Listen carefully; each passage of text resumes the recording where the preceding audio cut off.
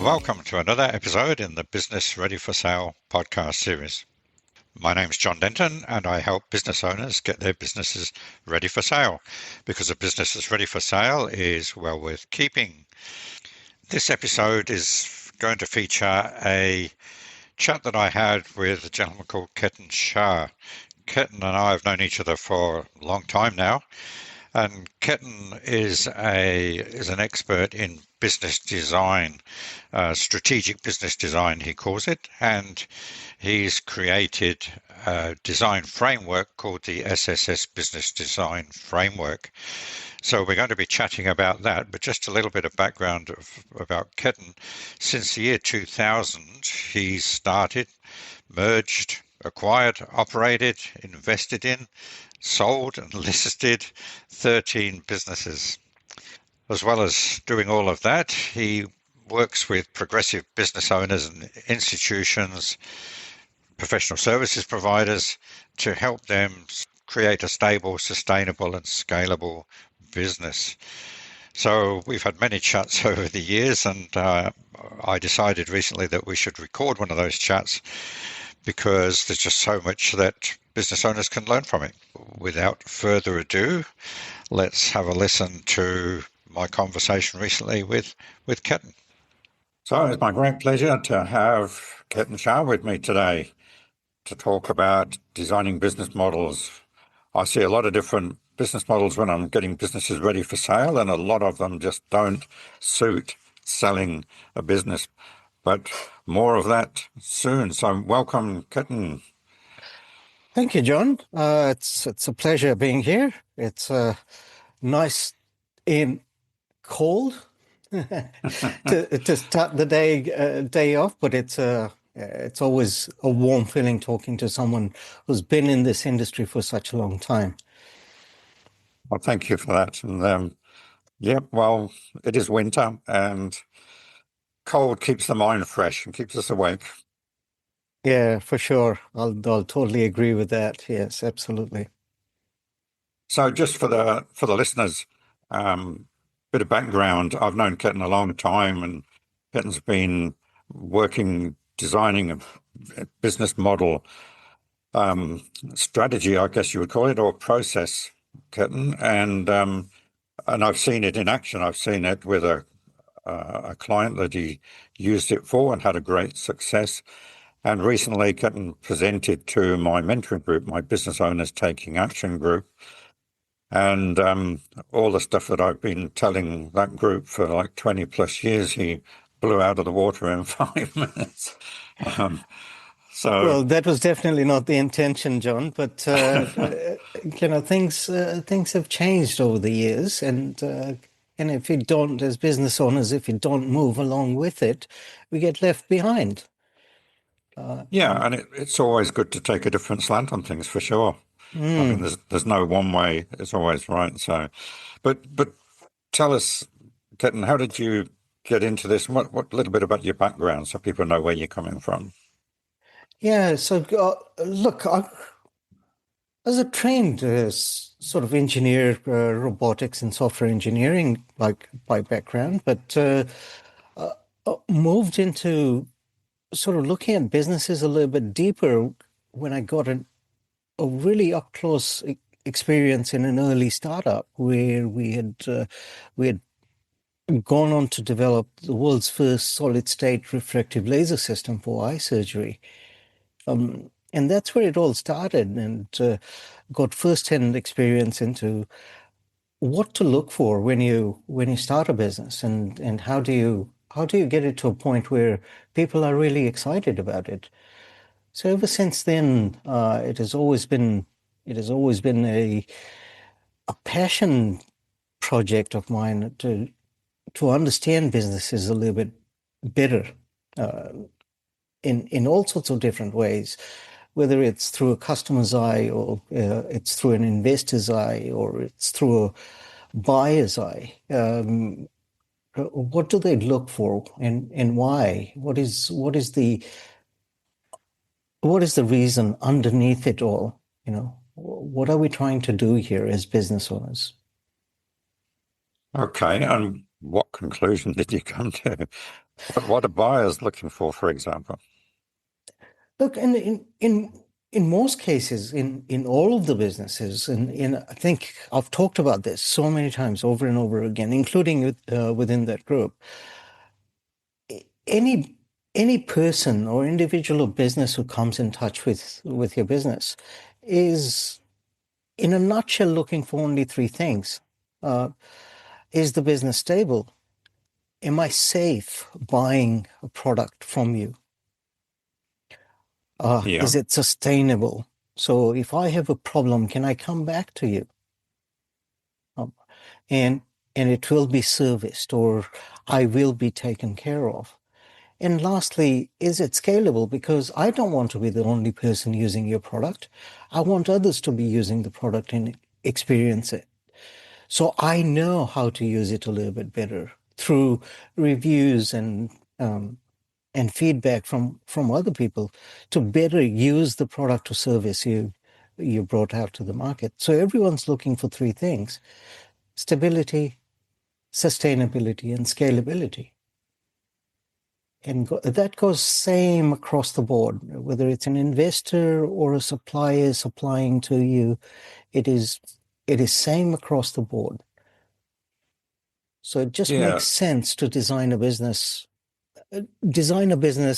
to ensure that those three things are met right from the get-go. yeah. Design being the operative word. I've seen so Mm, many businesses that have just evolved. They've never been designed or purpose built, and some of them have been quite successful. But it makes it difficult for anyone looking to buy the business to understand the business quite often. And of course, quite often it becomes business owner dependent as well. yeah, there's a lot of businesses like that. I mean, when I talk about designing a business from the get-go into a stable, sustainable, and scalable machine, it is it is an idealistic point of view, right? And in reality is most businesses don't start out like that, like you said. It starts out because of a certain frustration. You build it to a certain level, but at some point, you have to start looking out outwardly and what the future looks like. Otherwise, you've just built yourself a job. Exactly, Mm. exactly. Yeah. So, so where do you start? Okay. I mean, I know you work with mostly with businesses that are established and have been running for some time, and Mm. maybe have got into some bad habits or got some um, not so good structures and things. So, how do you start? What do you do? Well, see, I this is a little bit of going back into how it all started. The earlier question you had. I started looking at troubled businesses particularly, and what was getting them to a state of worry in the business owner's eyes. And what I saw crept on coming up all the time is they are they're really stuck within the business. And then you have this question about everyone talking about, well, you need to start working on your business. Um, Yeah, and that becomes a problem in itself because you can't simply just move from working in the business to on the business. You have to learn how to work with the business first and what it's trying to tell you because you've introduced so many things over the years, which becomes impossible to let go of. And rightly so, because it's been there. It's been working for you. But there comes a time where you really have to stop and listen to the business. And that's where what I call working with the business instead of working on the business. You have to start learning how to work with the business. And where do you start? Well, ideally, you want to start with strategy first. In not the traditional sense of strategy and what most people call strategy. You have all these templates and frameworks going around town, talking about strategy on a page and one-page business plans, which all sort of look at 10-year forecasts and 5-year forecasts and 3 years and bring them down to a year and start working on quarterly. Well, when you're really in it, in the grind, when do you have the time to do that? It becomes really impossible to do that. So you start with things like, what is the easiest thing you can systemize? You can get off your plate first. What is the clear-cut, easy thing which you're holding on to? And this requires outside help. In most cases, it requires outside help to try and figure out, okay, what is it that is not necessary? And that's how you sort of look into the business a little bit more tightly, understanding the basics first. What is it that's making the business tick? We'll be back after a quick break. I hope you're enjoying the episode so far. I thought I would jump in quickly at this point just to say that if you're interested in finding out how saleable your business is and getting some tips on how to make it more saleable, then you can do that through a quick online assessment via my website, and it's free and will take you about 3 or 4 minutes. You'll get a personalized score for your business in 7 different areas, and you'll get tips, again, personalized tips on how to make your business more saleable and more attractive to buyers. So just go to johndenton.com.au. That's JOHNDENTON.com.au. Find the big yellow button on the home page and complete the assessment. It's completely free and will give you a great idea of where your business stands right now. You can also find a link in the show notes to this episode. So sorry for the interruption, but let's get back to the episode.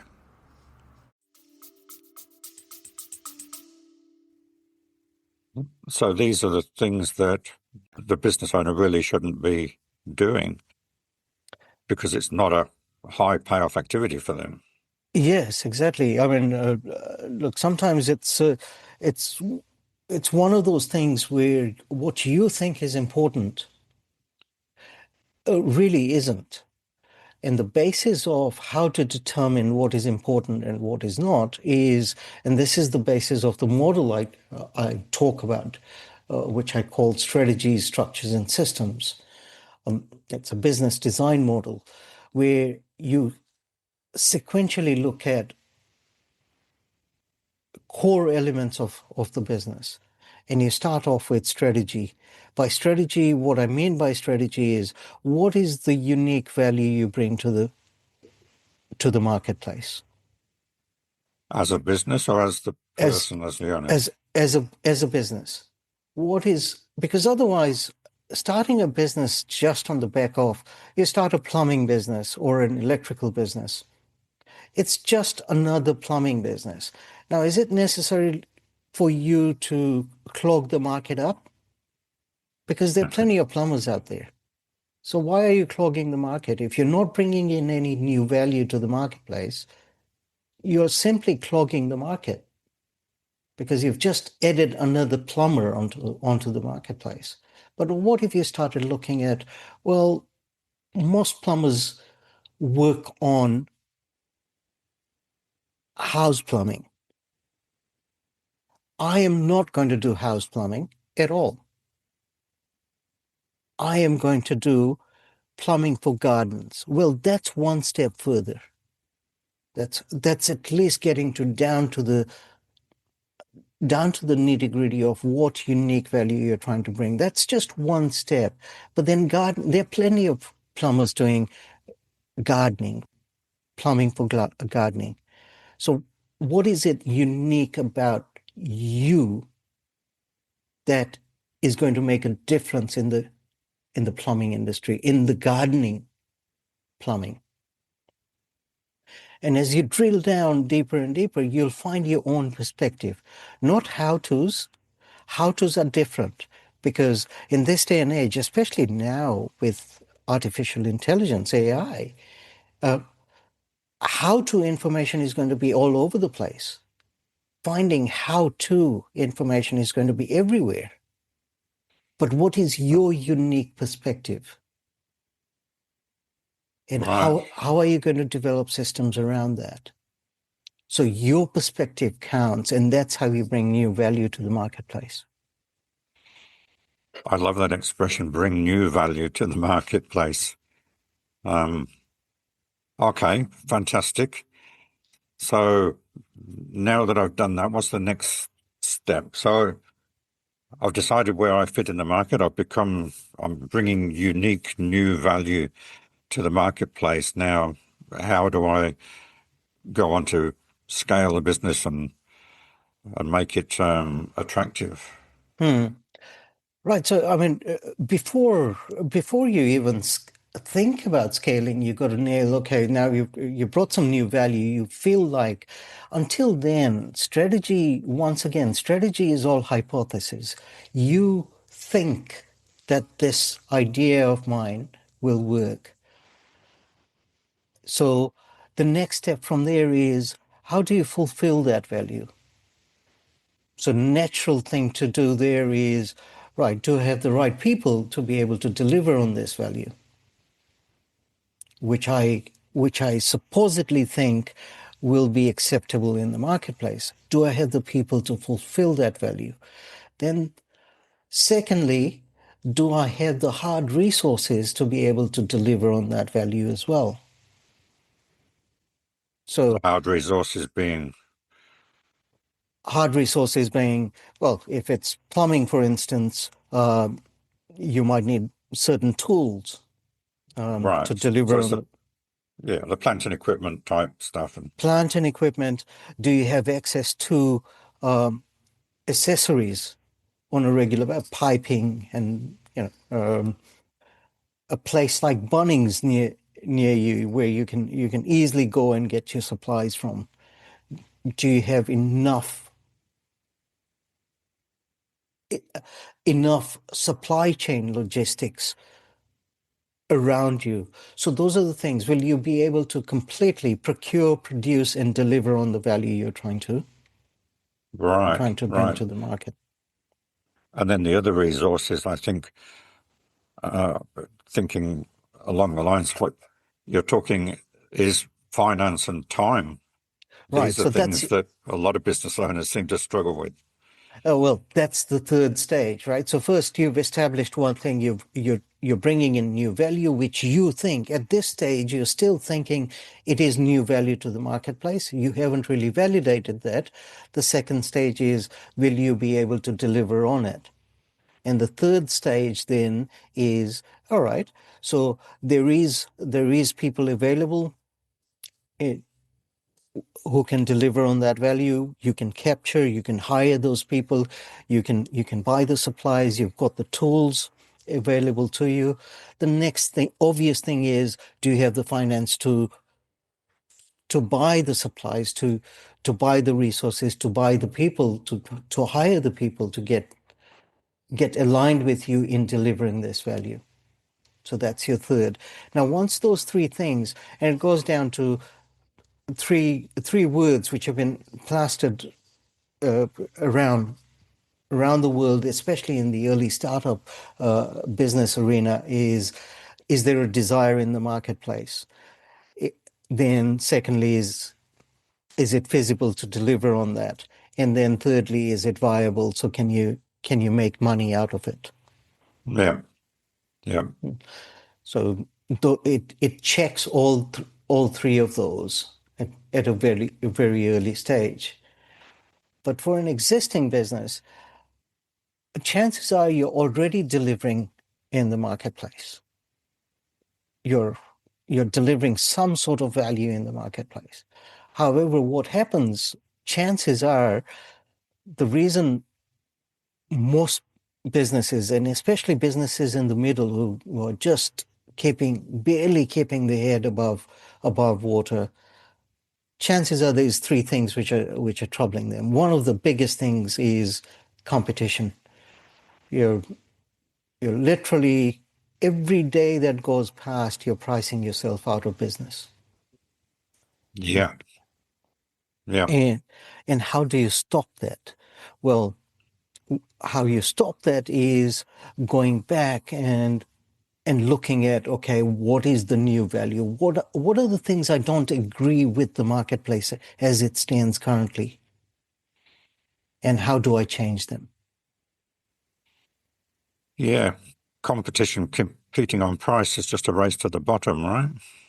Absolutely. And we know this over and over again. And as the business matures, the competition doesn't get easier, it gets harder and harder because if people like what you're doing, then somebody is likely to come and copy you. Yeah, absolutely. There are no secrets these days. There is no secrets, and the only secret you have is your point of view. Yeah. Yeah. Your experiences make it a different business. Right. Okay. So the three steps are to find your new value for the marketplace, your uniqueness, and then work out how you're going to resource it.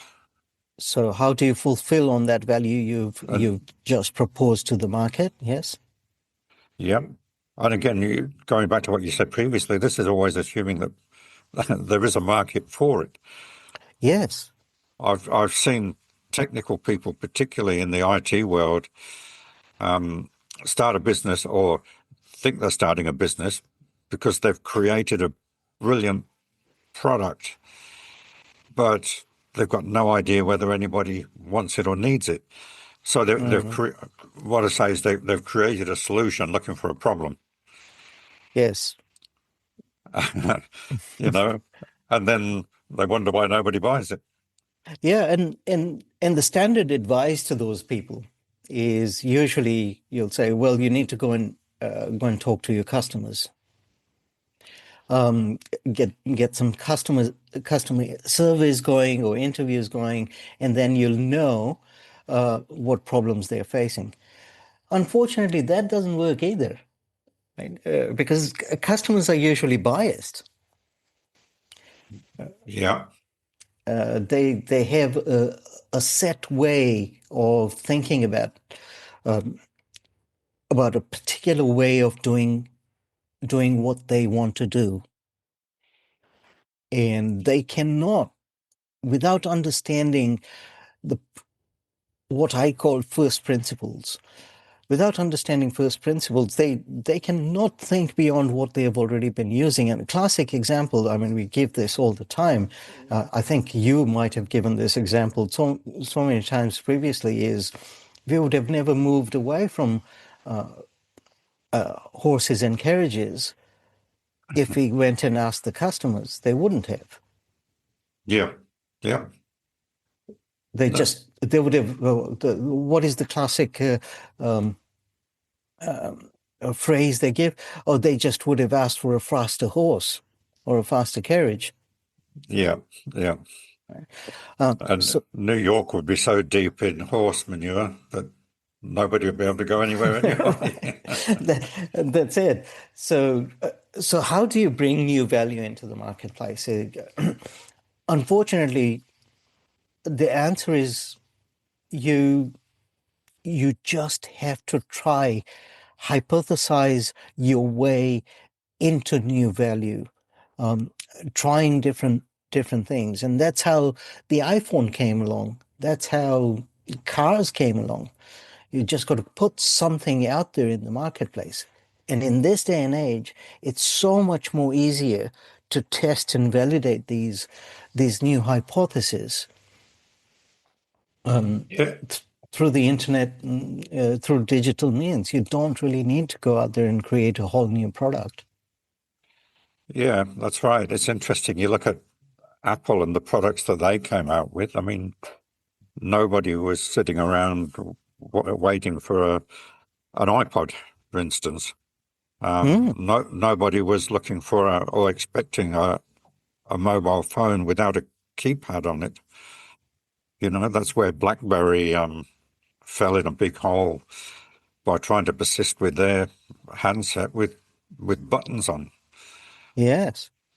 You know, And through no fault of their own, really. I mean, that was their perspective in the marketplace. That nobody would look at a flat screen. Everyone will need buttons. But that was their hypothesis.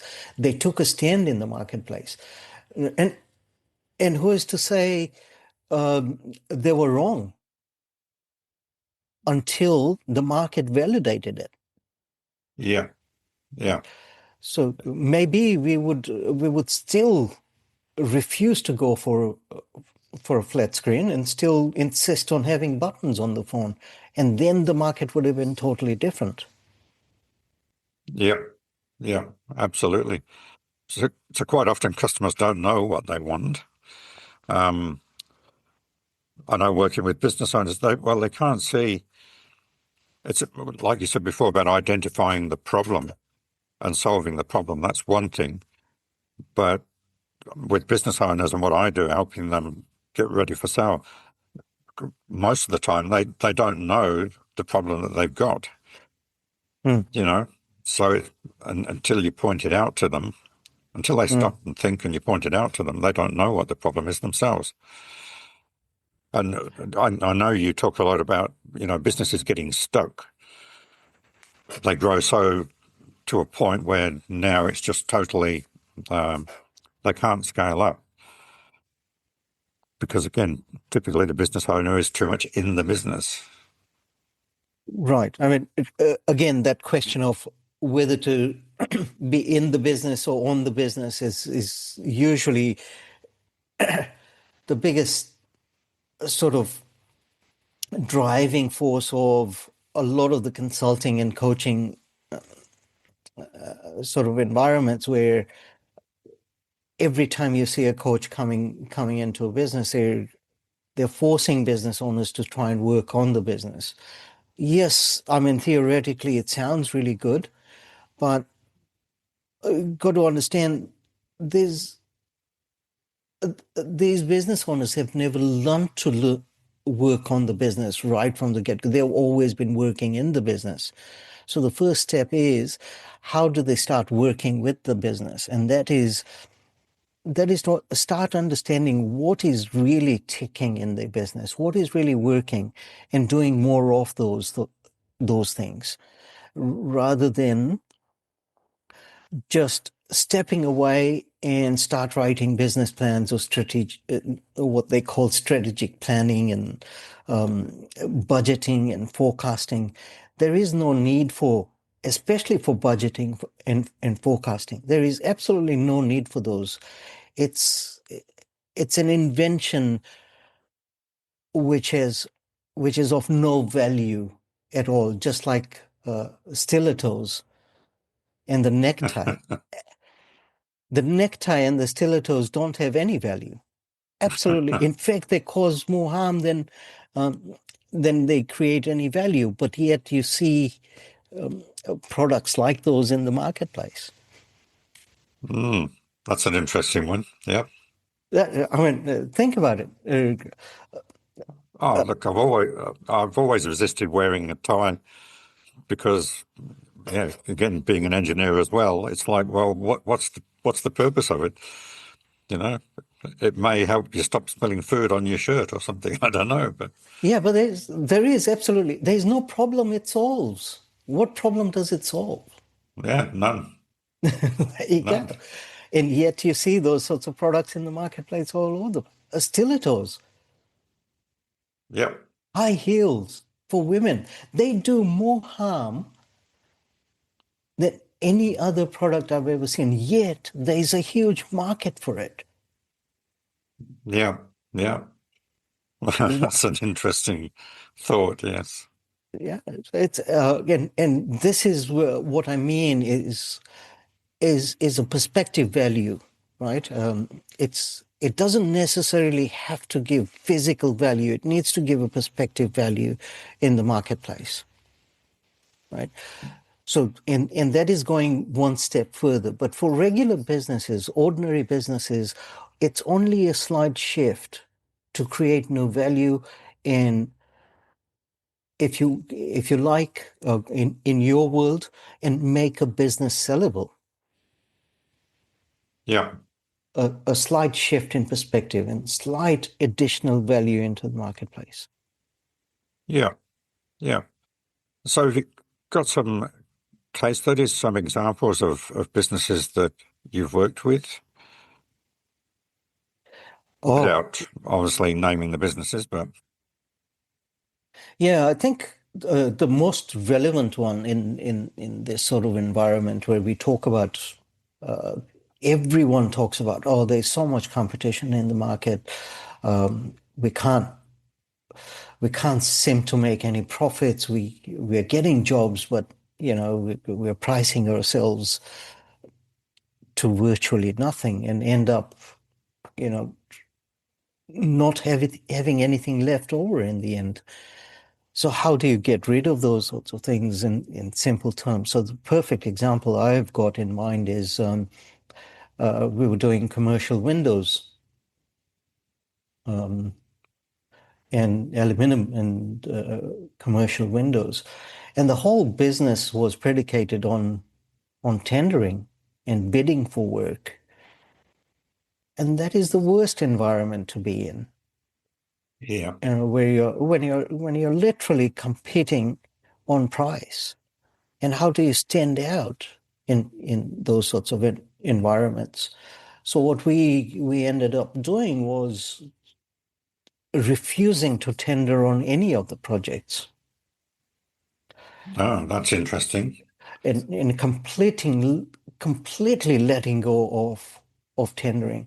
Now that did mean that we wouldn't be considered in a lot of the jobs right off the bat, where there was a specific criteria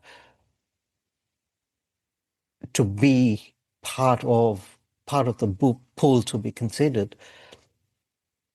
But we quickly turned that around, and in a very short period of time, just by refusing to tender, and that became part of our strategy. We will not tender, but what we will do is we will give you a comprehensive price list of what we include in our jobs, and it will, by definition, it will en- encompass every competitor in the marketplace. So how did we do that? And we've used it in multiple industries since. Is, if you're in business and if you've been in business for a while, in any business, you should know the industry back to front. If you're selling books, if you're selling windows, if you're selling anything nature, that one book, if you're selling in the marketplace, you should know exactly how much it's going to cost you to purchase it, package it, and sell it to the marketplace. And Yep, know guess your what? numbers. You have to know your numbers, especially not especially your costings. And guess what? Your competitors have got the same source. So by just simply doing that sort of exercise, you should know roughly what the industry benchmarks are in terms of a book sells for on 20% margins. So you should know how much a competitor is going to supply that particular product. In our case, it was Windows. We knew how much glass cost.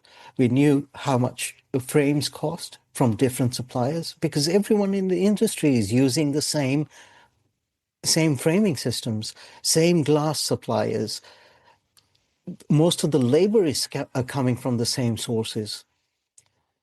So we have to know how much they're going to price their work. And in our case, it was very simple. the estimators sitting down on the desk day in, day out would have scoured the whole landscape and knew pricing right to the T. So if we could price it and tell the principal contractors that anyone in the marketplace is going to give you roughly around this price. However, what we are going to do differently is this particular project, according to the drawings we have received, you haven't accommodated for this particular area. What we have planned for that particular area is this, this, and this.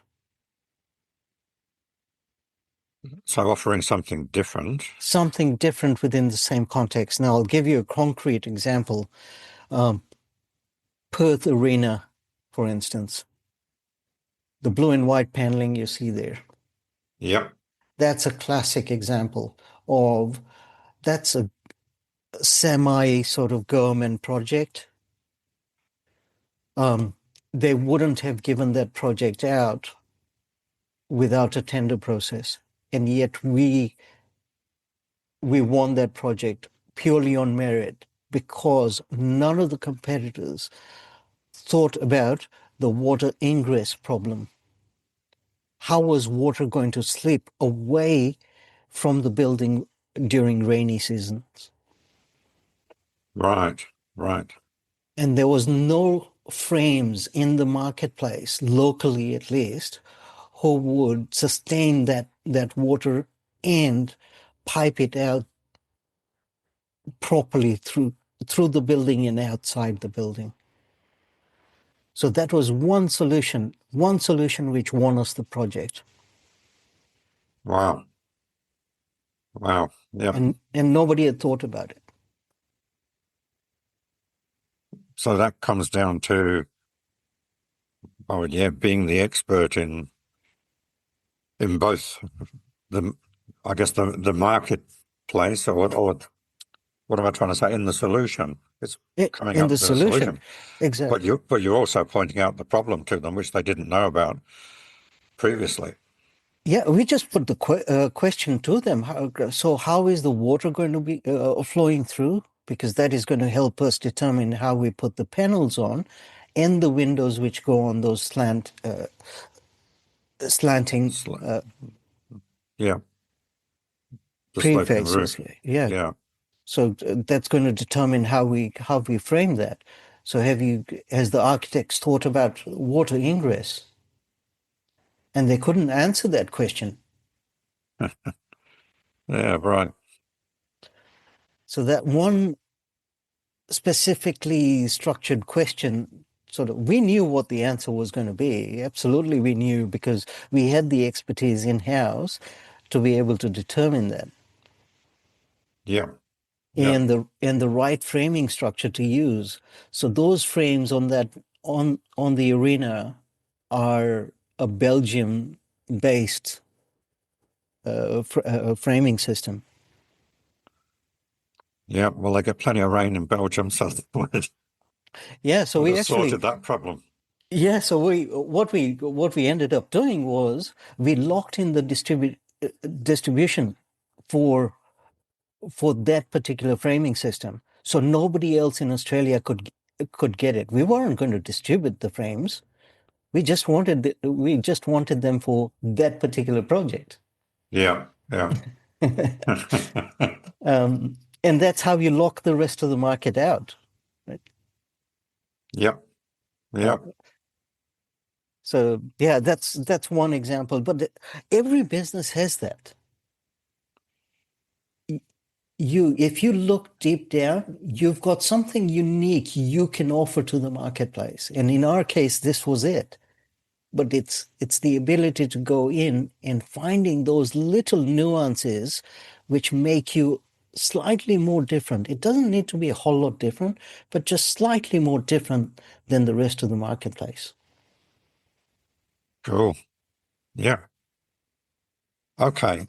We've gone on for quite a while, which we usually do when we get talking about these things. Yeah. If just one thing, when you came and presented to the mentoring group, it was a very interactive session and everybody got really involved, and and the feedback from the session was fantastic because it was different and you took a different approach and you asked them questions. Do you recall that? The first question Yes, you asked them was, what's the situation? yes, yes. And then you took them through other questions, and Yeah, that really produced a lot of great interaction and takeaways for people. So they just didn't sit and learn and hear about your model. They actually got takeaways to go away and do. And I think we should consider putting together a workshop that we can do jointly with people who are looking to exit their business in a year or 3 years' time, or bring investors on, or take on partners, all those sort of things, or scaling up. I mean, the process is the same. What they need to do is much the same. So let's talk about this after the podcast, Ketan, and see if we can put something together that we can offer the market. What do you think? yes, absolutely, absolutely. And just touching a little bit on the questions you mentioned earlier. If nothing else, there are 9 questions generally. But if nothing else, if you start off with the first 3, you're halfway through the process. But you need to really think for any business and for any situation in life, for that matter, is start off with the first 3 questions. What is the situation? Why did it happen? And what needs to be done? Yeah. And those first 3 questions will open up a lot of ideas in your head as to, okay, why are you in the situation you're in? It doesn't need to be a good situation or a bad situation, just a situation. What is the situation? Why did it happen? It could be good. Yeah. Why did it happen, and what needs to be done? If it's in a good case, well, if it's something good that has happened, why did it happen, and what needs to be done? Well, you do more of it. Yeah, that's right. If it's working, keep going. Keep going. Yeah. So, Yeah. yeah. I don't know if you've come across the branch of psychology called appreciative inquiry. Yes. It's that approach. It's instead of looking at the problems, because again, neuro-linguistic programming and psychology, they say, where the attention goes, the energy flows. And if you're putting all the attention on the problem, then you get problems. All you're doing is getting more of the problem. You're expanding the problem, if you like. Yeah. You're Whereas, amplifying it. Yes. yeah, amplifying it. Whereas appreciative inquiry says, no, let's look at what's working or what's worked in the past and do more of that. So it's a similar sort of thing. If things are Yeah. going well, why are they going well, and how can we do more of it? More of it, and inadvertently, that becomes your strategy. Mm.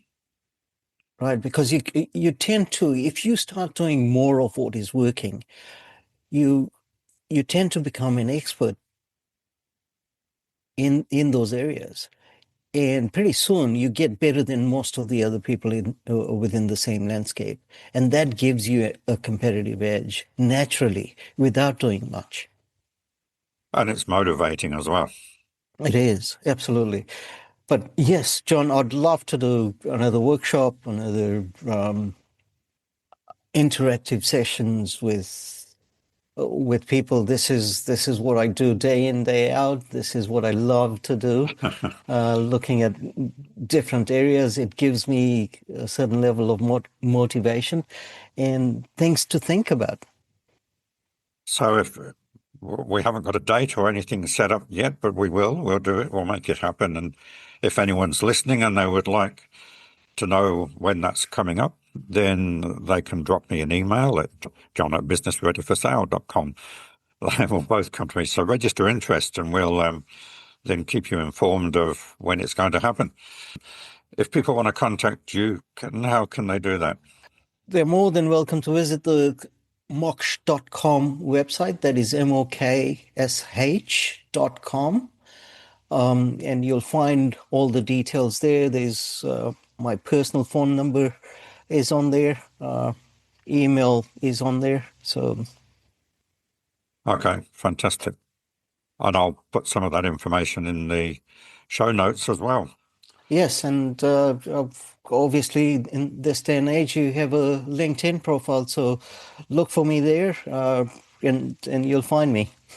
So it's Ketan.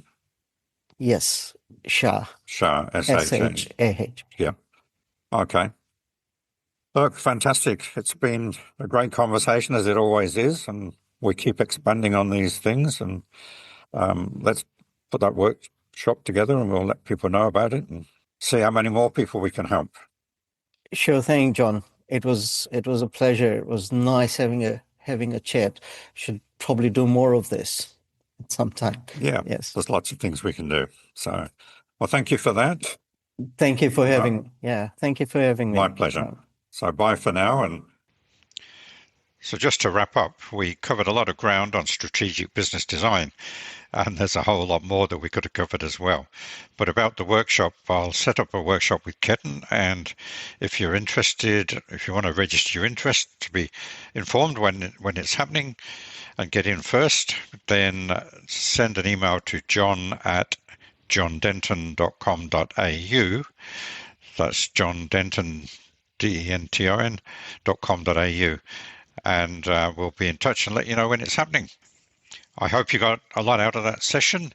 Please leave us comments, feedback in the show notes. You can comment, and I look forward to having you on another Business Ready for Sale podcast soon. So for me, John Denton, it's bye for now.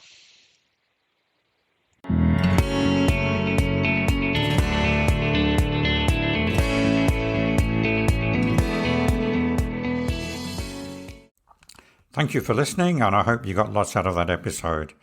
I want to remind you that if you go to the show notes on your podcast player, you'll see that you can text comments, feedback, suggestions directly to the show, and I will pick those up and respond to them.